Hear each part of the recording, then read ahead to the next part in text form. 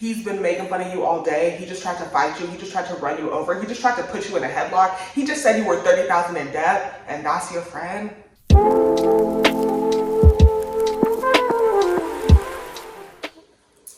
welcome back to my channel. So today I'm back with another Reddit Am I the A-hole video. So let's get right into it. Okay, am I the a-hole because I didn't say hi to my brother's wife? So over the weekend, I, 23 male, went to a funeral of my close friend of 17 years. I needed to drive 11-ish hours there and 11 back for the funeral. I got home at around 4 a.m. I passed out, and when I woke up at 10-ish, I started my laundry and informed my brother, 34 male, that had put his pants I was using in too, and went to my room without saying anything to his wife, 29 female.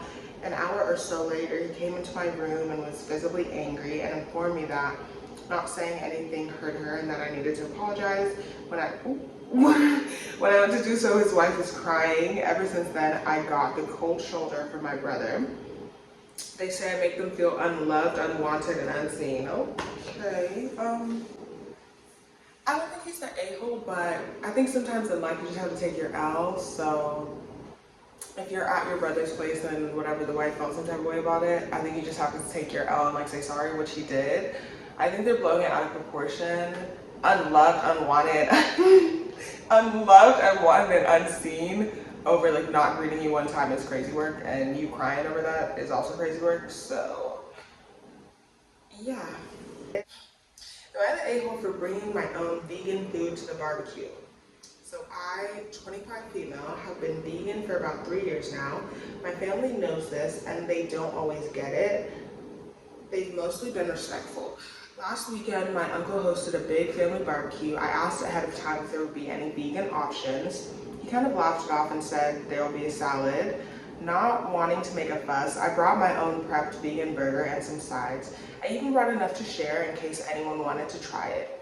I didn't ask anyone to cook it for me. I grilled it myself on a clean bit of barbecue and didn't touch any of the meat. Apparently this was extremely offensive. Later that night, my aunt told me that I had embarrassed my uncle by acting like his food wasn't good enough. She said it was rude to bring my own food and make it seem like I was too good for everyone else's cooking. I told her that I just didn't want to be left out and I was trying to be polite about it. I even tried to offer people some of what I brought, but now several family members are giving me the cold shoulder and saying I was being dramatic. Am I the a-hole for not eating the salad and quietly going along with it?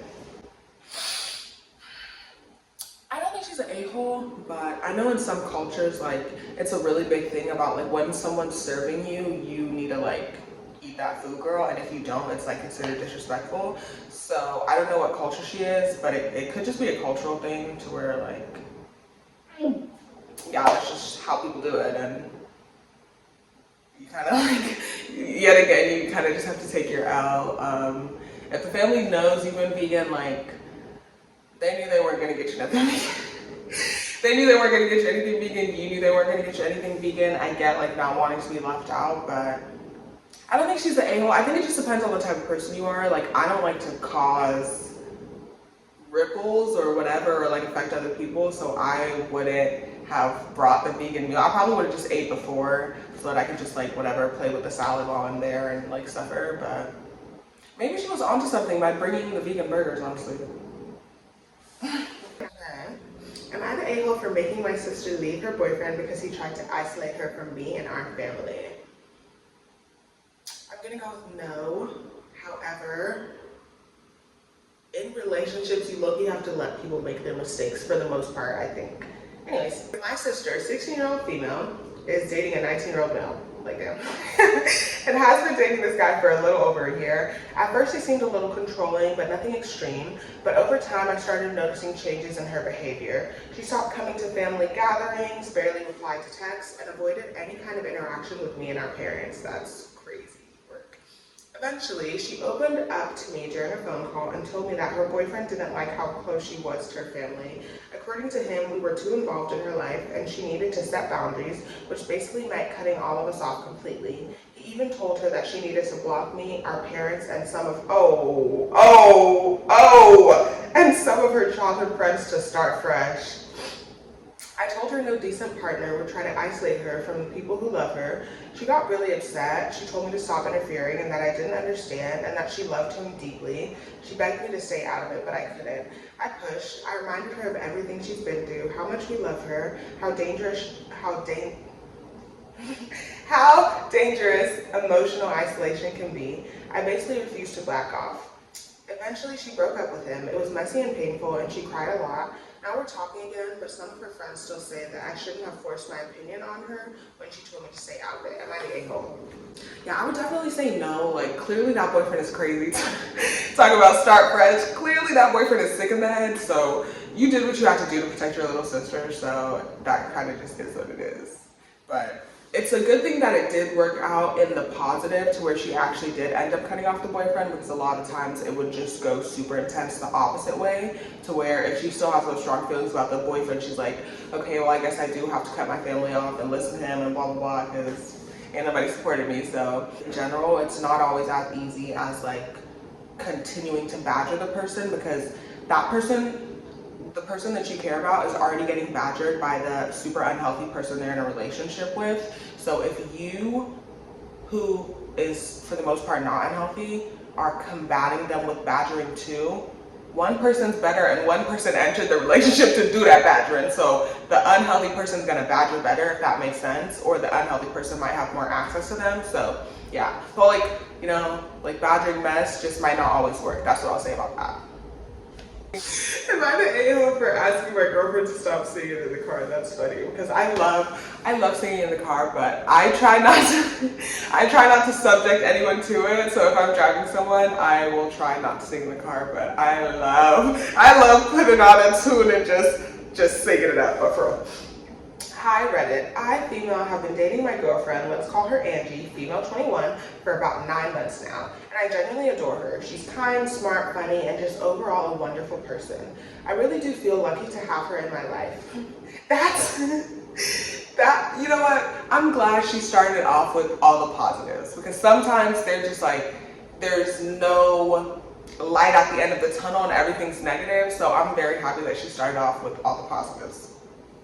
Anyways, that said, she loves to sing, like all the time, but especially in the car. And to be clear, she's incredibly talented. She's done choir throughout school. She's a musical theater major, and she truly has an amazing voice. Most of the time, I love hearing her sing and perform. It's something I admire about her, because God knows I can't hold a tune to save my life.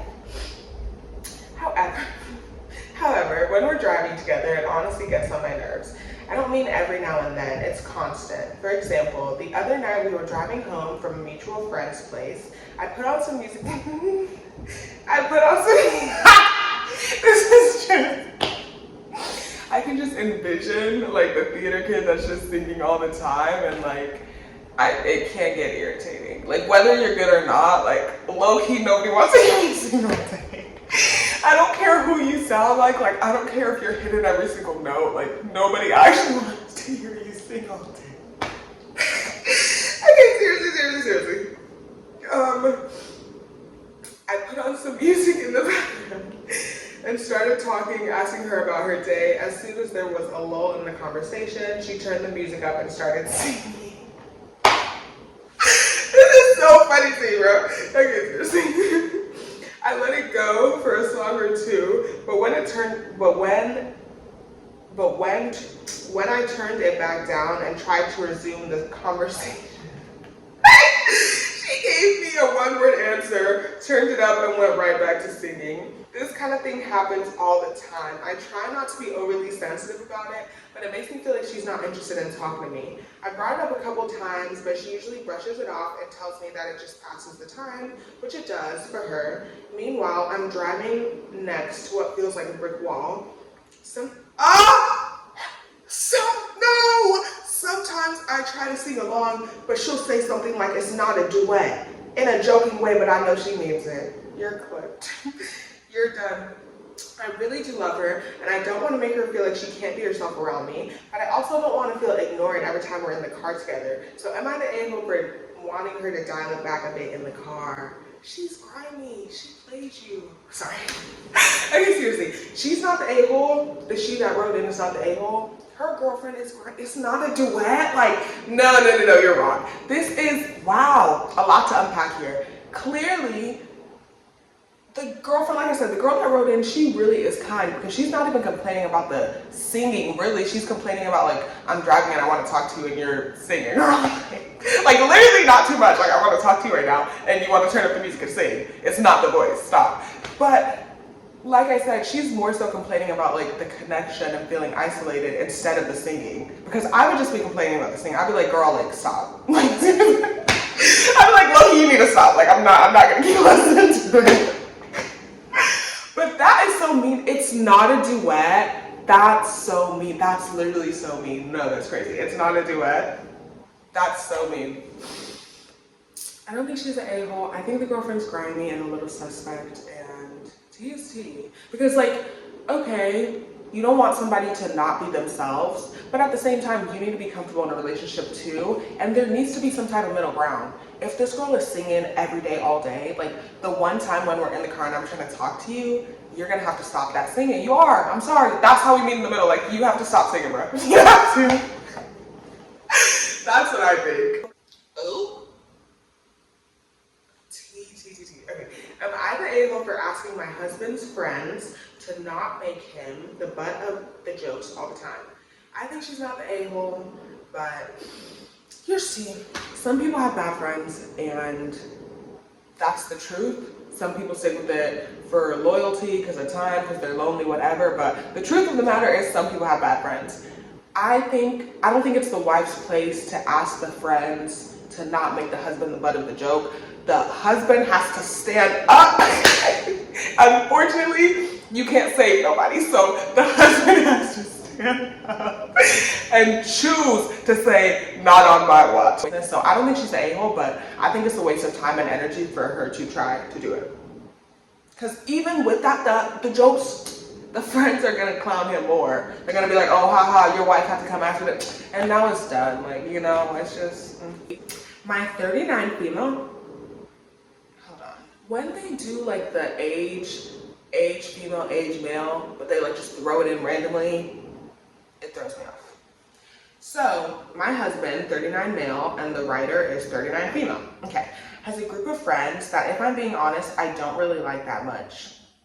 Also, since we're talking about a heterosexual dynamic and we're talking about the man and the woman, I am gonna make it very pointed. Sometimes, like, these guys, who needs enemies with friends like this? Like, sometimes some of these guys have the worst friends, and like, you get closer to them and you see that and you're like, P.S. your friends are grimy and they're playing in your face, and I'm not even trying to isolate you, but like, he's been making fun of you all day. He just tried to fight you. He just tried to run you over. He just tried to put you in a headlock. He just said you were $30,000 in debt, and that's your friend, and that's your homeboy, and that's family.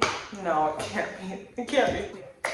Okay, one of my problems is that my husband always seems to have to be the target of every single joke. He says it doesn't bother him, but when it actually happens, he never actually looks like he finds it as funny as everyone else.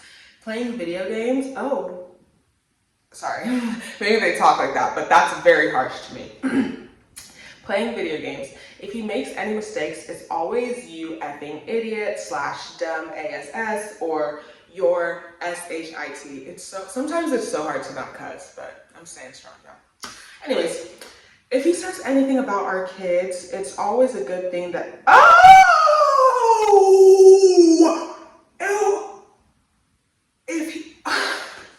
I cannot even like,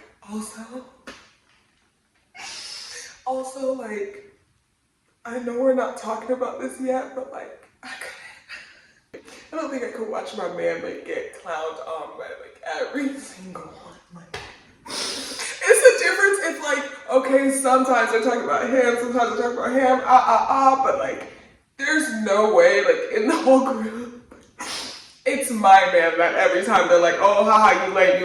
No, like, that's not, no. Something's gotta change. I don't know what, but that's just not gonna fly. And like, I just feel like the attraction would suffer. That's what I'm trying to say. That's what I'm trying to say. I feel like the attraction would suffer, like, if every single time your friends are over, they're clowning on you and you're just sitting there taking that. I'm sorry.